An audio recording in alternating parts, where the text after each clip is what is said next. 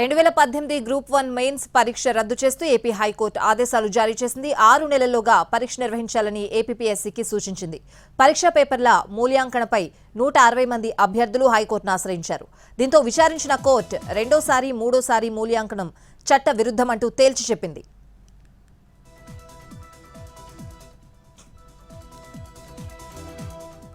2018 group 1 mains పరీక్ష రద్దు చేస్తూ ఏపీ హైకోర్టు ఆదేశాలు జారీ చేసింది. 6 నెలల్లోగా పరీక్ష నిర్వహించాలని ఏపీపీఎస్సీకి సూచించింది. పరీక్షా పేపర్ల మూల్యాంకనంపై 160 మంది అభ్యర్థులు హైకోర్టును ఆశ్రయించారు. దీంతో విచారించిన కోర్టు రెండోసారి, మూడోసారి మూల్యాంకనం చట్ట విరుద్ధమంటూ తేల్చి చెప్పింది.